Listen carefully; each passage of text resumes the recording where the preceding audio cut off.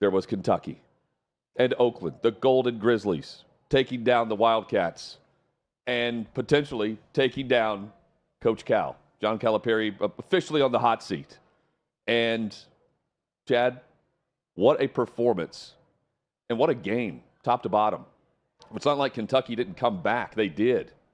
And it looked like they were going to take over as finally Shepard made a three. And then Oakland draining all kinds of three-pointers from everywhere with Gholke. What a fun game, man. And how about Oakland taking down Kentucky and the Wildcats losing yet again in the NCAA tournament? They have not won a game in the tournament since 2019. Well, when you said we're going to finish this week strong, I was going to make the joke, unlike Kentucky last night, and really in the 2020s, which doesn't finish any season strong. In the 2020s, in this decade, Fairleigh Dickinson and Oral Roberts have more NCAA tournament wins than University of Kentucky. The gold standard, the blue blood of college basketball, more NCAA tournament trips than any other program, and they cannot get out of the first occasional second round. I say occasional, one time. Last year they lose to Kansas State in the second round. And this is a big problem for John Calipari. Jack Gholke has attempted 355 shots this season going into last night. 347 of those were three-pointers. He took 8 two-point attempts all season. That's a pretty easy scouting report when you see that 97.7% of his shots are from three. But what reared its ugly head again for Kentucky? The team's inability to play defense. Now, he hit some amazing shots at times, too, that were pretty well covered.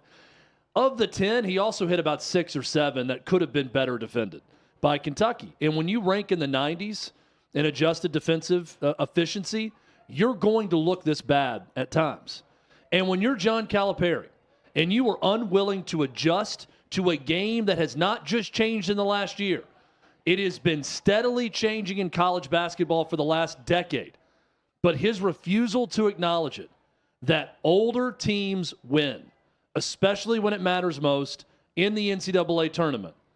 And he just continues to go back to, well, I've produced a lot of NBA players. I'm helping a lot of families out there. This is what I do. Hutton, it's going to be his unwillingness to adjust and his inability to admit fault in himself and how he's going about building the roster that is ultimately going to cost him his job. But this goes back to an age-old thing we've talked about. Cost him his job at what cost exactly? Yep. The man has a $33 million buyout if they fire him. And $33 million will be paid to him. And what's considered a lifetime contract at the University of Kentucky. Here's Calipari postgame explaining, well, what happened and who's to blame on CBS postgame. He admits there, and he's admitted throughout the season, this team built for March. No. Yet again, no. And yes, it is about Calipari. With one of the questions there. Yes, it is at this point because of the expectation and where he's coaching. You mentioned it. Gholke went off. What a moment for him. Yeah, he's the Doug Eddard of this year's tournament. 2 years ago, I was thinking the whole time, well, we've seen guys like this. You know, people making jokes that what we love about March are dudes who are future managers at Enterprise Rent-A-Car beating a bunch of pros. A bunch of young future NBA players in the tournament and just cooking them. Well, and that's what Gholke did last night. It was awesome to watch. Well, and we're getting Jay Wright, but just adjusting here on the rundown. Jay Wright had this to say about the way rosters are built, because keep this in mind. You mentioned the veteran, the older player. Cal has long said he enjoys developing and coaching kids. I want to be there for the kids. Chad, what is the difference really between the 19-year-old and the 20-year-old, the 18-year-old, the 20-year-old, even through the portal? Aren't you still coaching the same mentality and the type of player? Yes, and also I think it's a lot of arrogance with John Calipari, he's a likable guy because he's a smooth talker, and he can talk things through a lot of times. I don't think even his smooth talking can get him out of this dilemma now with Kentucky and another first-round failure. But Hutton, the arrogance to act like it is John Calipari that's taking Anthony Davis and making him an NBA player. or John Wall. Hutton, you could have coached him. Greg Campy, who we saw last night, could have taken him at Oakland, and he would have been an NBA star. But they set a record at the All-Star game. They had 7 All-Stars from Kentucky. But my point is, that is those guys with God-given ability that wherever they went were going to be NBA All-Stars. This is not John Calipari, hand of God, touching them on the forehead and making them NBA players. He acts like, I just can't get away. I've seen all the young families and young people we've helped, and I'm thinking, the one and done. Helped who? They came in and either helped you win games or helped you get put out early in the tournament. They're going to be millionaires regardless. They're helping you, dude. But it's not the other way around. Those guys are pros wherever they go and play. But they chose to go with him. That is. They choose to go with Kentucky because they know they're going to be surrounded by other one and dones. This has been his way for so long, and he won the national title in 2012. It worked well early in his tenure. It hasn't worked in about 6-7 years. And he's not really adjusting away from that. And when you see a guy like Antonio Reeves, who's far and away their best player, he scores 27 last night. He's the only one doing anything for Kentucky. And you got to sit and wonder, gee, he's a veteran. Maybe get some more guys like that from the mid-major level that can be veterans in your program. Yeah, the way that team played to begin the season, at the tournament. I believe they're playing Kansas and a couple of other teams. Compared to the way they played going into this tournament. Vastly different. Well, they lose to Kansas early in the year. They lose 10 games. And I picked them to the Final Four. I think, Hutton, you did too, right? Yes. But why did I pick them to the Final Four? Because you see a team that could score 90 to 100 on anyone because their offense. Why is that? Because they've got multiple NBA players on the team. So putting this back on Calipari, which I laugh when Evan Washburn says, Coach, I know it's never about you. And I'm thinking, yeah, it's never about him when they lose. It's about dudes missing shots. Hey, I got them in position. They just didn't make the shots they normally make. That's off of me. Shepard. But then when they're winning, he goes, oh, yeah, it's about these players. Right. It's about that. But when you look at that team, their inability to play defense, and coming into this tournament, why would we pick them to go to the Final Four? It's because of the talent. And then when you look at that and say, how many years of NBA experience is going to be on this roster when all's said and done? How many lottery picks this year alone are going to be on that team that lost 10 games and gave Oakland their first ever NCAA tournament win in round 1? And it's inexcusable. And Kentucky fans have been very patient with John Calipari. They've been very defensive of John Calipari. They have fought for him. They fought other fan bases that criticize John Calipari. I think that has now shifted.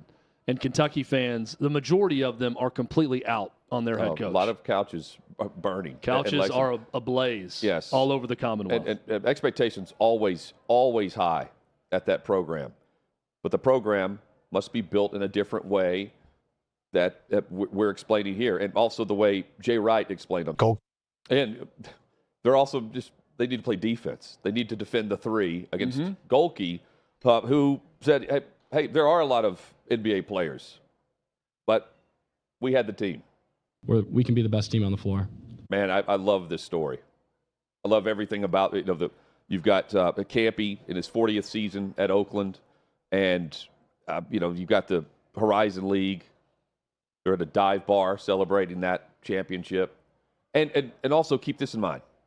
He is the last of a dying breed as well. The 40th season. You know what I mean? 40th season. That's not going to happen in college basketball. He's also only 68 years old, and he looks great. Like, he doesn't even look 68. He started at 28 years old as the head coach at Oakland. Yeah, it's just a fantastic story, top to bottom. Well, and the story with Townsend, the kid who's his best player throughout the year, that his dad was on one of Greg Campy's first teams at Oakland back when they were a Division II school. He saw the transition from Division II to Division I-A in 1999-2000.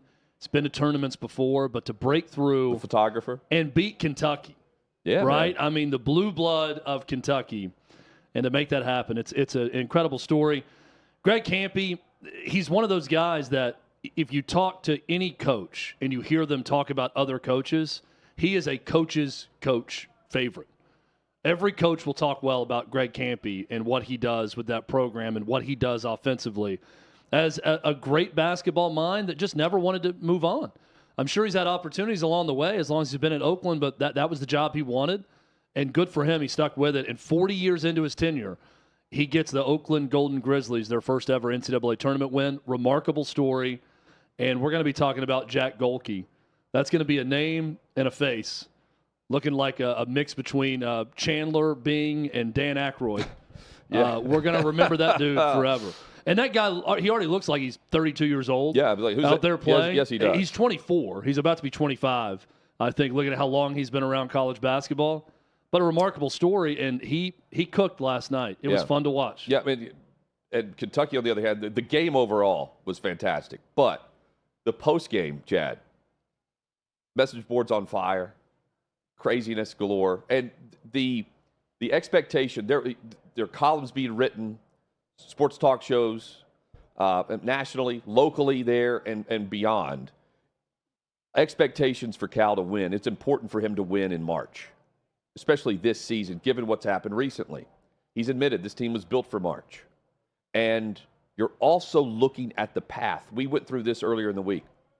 The path to the Final Four for Kentucky compared to the other regions. This was set up perfectly for Kentucky, and they still lost. That's on the minds of Kentucky fans and administrators today. And the buyout, they're just flippantly throwing out the buyout. We're going to go through some of the posts here, but regardless of the buyout, you say it's time. He can't talk his way out of it. $33 million, a lifetime contract. I understand if Kentucky doesn't want to pay that to John Calipari and gives him another chance to figure it out. But you got to ask yourself, if you're Mitch Barnhart, is this a guy right now at this point in his career, at his age, as long as he's been around, that is truly willing to adjust and change the makeup of the roster? They got the number 2 recruiting class coming in next year, too. Calipari's already hyping it up. Hey, we may not need any other older veteran transfers because this group is going to be so good. I like the confidence. I like what he's saying there with that, but the reality is they need an older team if they're going to win in the NCAA tournament. Message boards crashed last night. Our guy Clay Travis threw it out there and saw this. I know the Kentucky Sports Radio show, the post-game call-in show with Matt Jones, I'm sure was an absolute couch fire. Yeah. Throughout the night. I saw another buddy of ours, Jared Stillman. He tuned in immediately, and he said that the second call, there were tears from the caller. They called in crying. They were already in tears as they called. That was call number 2. When Kentucky loses, it turns into golden content for everyone else, but Kentucky fans are hurting today. There's no way around it. Louisville fans have something to rejoice about because it's been a bad couple of years.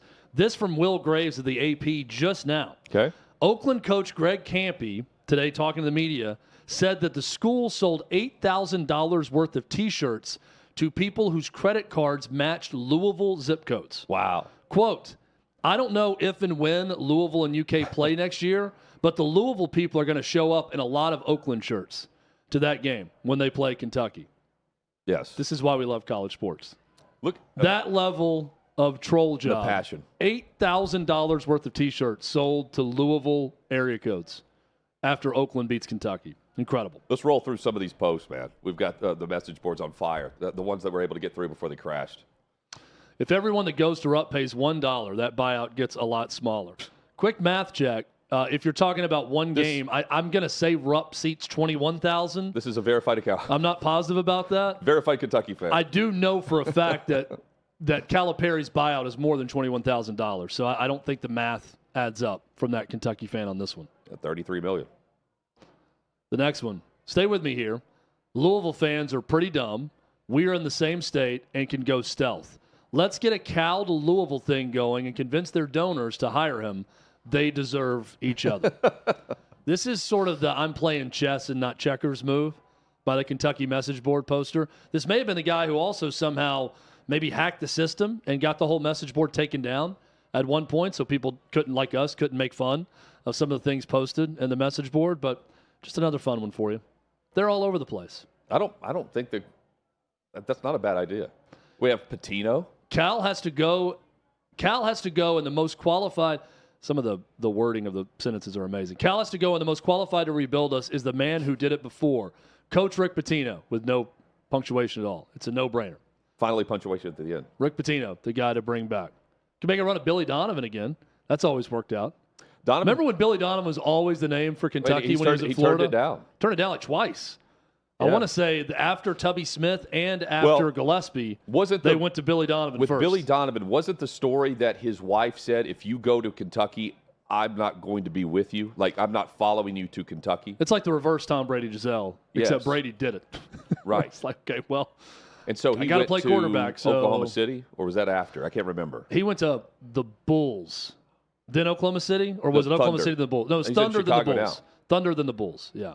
Tyler, our resident NBA expert, lets us know it's Thunder then the Bulls. Thunder first, yes. But he's turned down Kentucky multiple times. Yes. That I know. I bring his name up as a joke, but I mean, if Kentucky is willing to spend $33 million for him to leave, I think it's a bidding war between Kentucky and Louisville for Dusty May. That's the worst. I think that's the lowest. Okay. And that's a big-time hire if they get FAU's coach, Dusty May. But I really think both Louisville and Kentucky could hire him if they wanted. And Kentucky would probably get him. Let's dive into the coaches' names in a second because I want to roll through some of these. I want to come back to this, though, Chad, because I want to throw out names that could fit. Hire a hitman, that won't cost us $30 million. I'm kidding mostly. Did you see the guy? Do we have the one guys where the dude compared it to January 6th?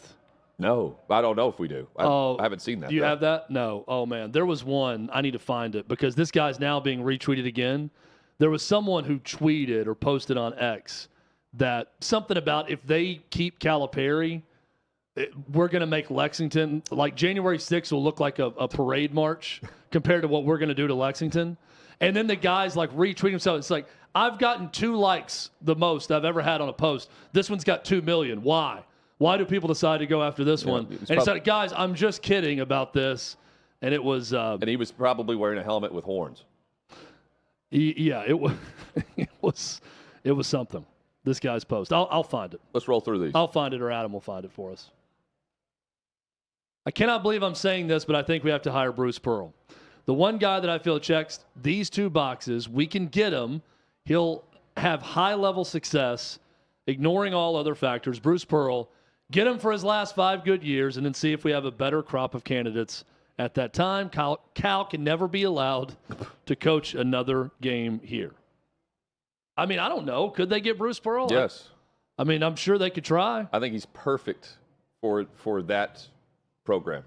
And he has a $7 million buyout, which is less than – there are several coaches that would come up on the list have a heavy buyout now because they just signed contracts. And we're going to hear about Dan Hurley, but I don't think that's a match. No. That's not a match. Great coach, but the pressure that's on that job and how Calipari has responded to it through the media, vastly different than the way Hurley would be responding to it, right? Yeah. And by the way, I found the tweet. This is from Kenny Fair 3. Okay. If Calipari is allowed back in Lexington, I will make January 6th look like a kindergarten birthday party. Oh my God. Personally, this guy said, I will make it look like that. And then he went to great lengths to tell everyone I was just joking and please stop retweeting me because of the amount of people who are retweeting that one. Kenny Fair. There are certain fan bases. Alabama football, Dallas Cowboys, New York Yankees. We'll have Guns in later. He can attest to this also as a Yankees fan. And Kentucky basketball are some of those I'd put at the top of the list of when things go south, they also go hilarious for the rest of us. Yes. If you're not a fan of one of those teams, it is immediate hilarity across the board, across every board, including the message boards as we see here. It's amazing. How many more do we have here? Let's go. 3 more. Okay, let's roll through these. More about Bruce Pearl. Bruce Pearl, hire him at whatever cost. I'm a big Nate Oates fan, but I want Pearl. I love we just have the pick of the SEC. Dude's personality and style would be perfect for here. Not to mention he's basically begging for this job if you listen to him. But Mitch doesn't have the balls to move on from Cal and hire him. The talk is that Mitch Barnhart and Calipari don't really get along that much. Mitch Barnhart was just no commenting last night and kind of rolling through the press area, stone-faced, I saw. Yeah, I mean, as far as the buyouts are concerned, Pearl has a reasonable buyout in terms of if you want to go grab a coach that has a gig.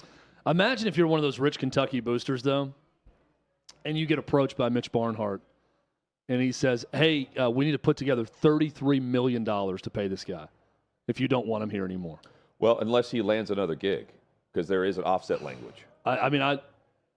Why would you if you're Cal? $33 million to not coach? Because it's Calipari.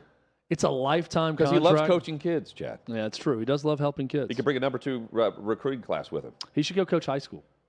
What if he goes to Louisville? I don't think the high school salary would offset much of that $33 million. I mean, that would be hilarious. I'd love it. I mean, yes, the storylines. I saw someone also post that John Calipari to Vanderbilt is lining up perfectly in the timeline. Number 2 recruiting class in the country. He brings the entire recruiting class to Vanderbilt. Straight there. I mean, yeah, it's – oh, here we go. Here's another one. I'm dead serious. At this point, we have one of the worst coaches in the country. I wouldn't go that far. No. Not one of the worst. This is from Rupp Rafters, which is a favorite if you want to go after Kentucky. If you want to bask in Kentucky misery, Rupp Rafters is a good one to go to. You think they were saying this after the final game of the regular season? Oh, no. When they faced Tennessee? Well, just this week, John Calipari was saying, oh, we're built for March. This is a team built for March. He's admitting that. He said that post-game, too. He had a team that he felt like was built for that moment. All right, final one. Would you have sex with, though this is a question, it's like, would you rather, right? We're getting deep into the weeds now. We're going blue also in Big Blue Nation. Because this from person Cats would. Illustrated. Would you have sex with your dad if it meant Cal was gone tonight? Do we have replies on this? I would love to see the first reply. Oh, that's the first thing I want to see. How many people replied and said yes to this? I mean, because it's Kentucky, did anyone respond and say, I mean, I'd do that for free? So, yeah, of course. I mean, I already have, so sure. Yeah, I mean, why not? If it means Cal's gone, then let's sure. Because this screenshot was taken 8 minutes after it was posted. We need to see how many replies this one has. Because you absolutely leave this up, right, on your message board? You leave it up. I think the thread this could cause, this could trigger. Cats Illustrated. Could be amazing. The thread after that question could be incredible. Chad, so Bruce Pearl is perfect.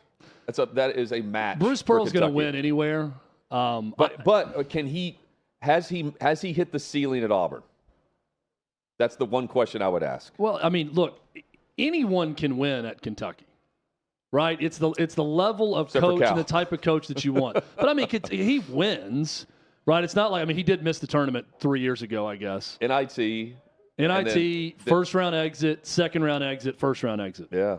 In 2020, they didn't have a tournament because of COVID. Right. That's been the 2020s decade right now. And they don't win in the SEC tournament either, which, though, I mean, Kentucky fans act like this is, and trust me, I'm from a rural area. County fairs, there are people that will take out loans in order to go to a county fair every. Kentucky fans, they migrate. They take vacations to go to the SEC tournament. Yeah. You've seen this, the Blue Mist. Yeah. They're 1-4. There are people that they base their entire vacation budget around following Kentucky in the SEC and NCAA tournament and every year. And their happiness for the following year is based on their success or failure in these tournaments. Not necessarily the SEC, but the NCAA tournament. And, Chad, you sent this along. Calipari before his lifetime contract, 305-71 overall, 23-4 in the SEC tournament or conference tournaments. You've got NCAA tournaments at Kentucky. 31-8 was his record. Since he signed this new contract, the extension of the lifetime, 105-52 overall, 1-4 in the SEC tournament, now 1-3 in the NCAA tournament. 1 second-round exit. It's the ugly. Rest, no. It's ugly. And a great and NIT. It's why, sometimes fully guaranteed lifetime contract type money. This is the flip side of that. Now you got yourself in a rough situation if you're Mitch Barnhart with John Calipari. And it's going to cost you $33 million to cut the cord. Jeff Goodman, by the way, is saying that it's believed that Jerry Stackhouse is receiving over $25 million, $20 to $25 million now. See, the number I heard was over 15. I have not heard it last night from Goodman. From Goodman? Wow. It's believed that it's upwards of 20 to 25. And he's saying that if Vanderbilt, who he says doesn't care about basketball, which is crazy. Clearly they care more than I thought if they're going to pay him that money. And that's why he's saying that the 33, no one should just scoff at it, including the fact that it's believed that he would go get another gig, there would be offset language, and you would try to keep a reasonable buyout on the coach you're going to go hire. And there are several coaches who just signed extensions, so who's left? Well, Pearl.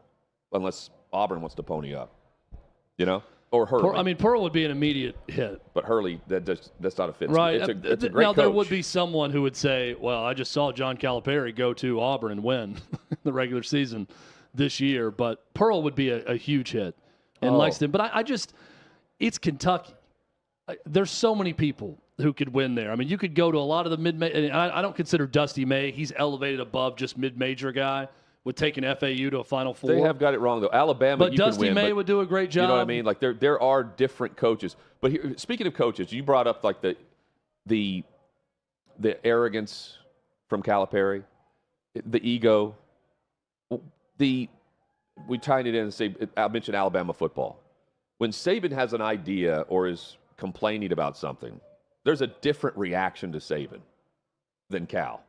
It's just kind of this, he's complaining about the freshman again. Here we go again with Coach Cal. And with Saban, it's just different. It's like, I wish he's whining. I wish he would stop. And I don't know, maybe it's just football versus basketball.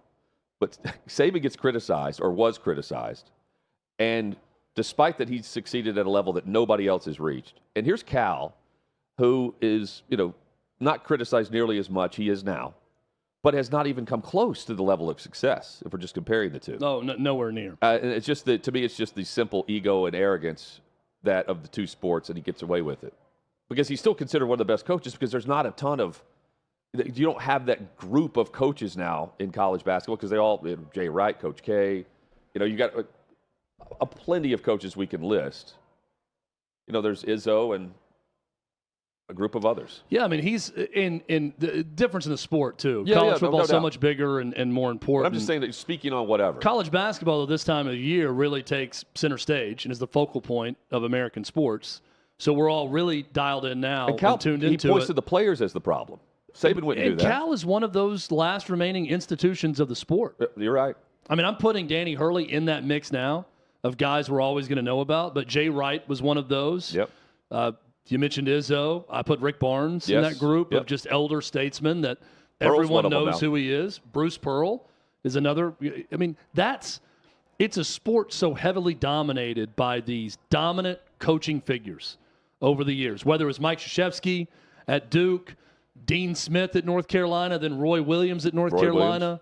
All these older guys that make it big young and become these big names and become institutions in and of themselves. I mean, John Calipari is one of those guys. So it's going to merit a lot of discussion one way or the other.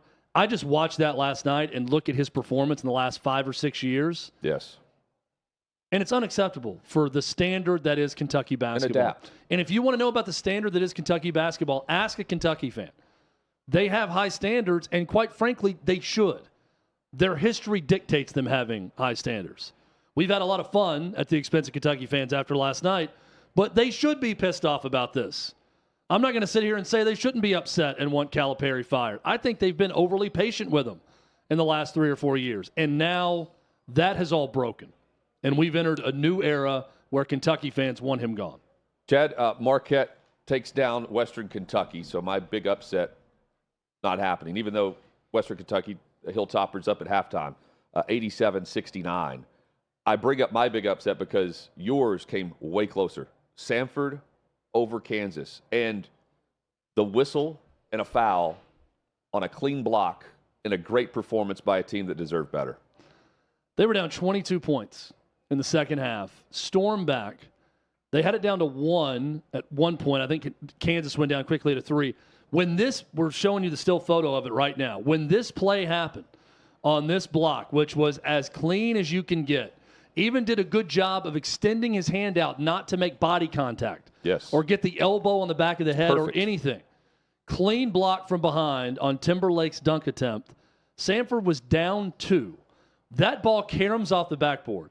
And they've got a 5-on-4 break. They do. Going the other way with 14 seconds left.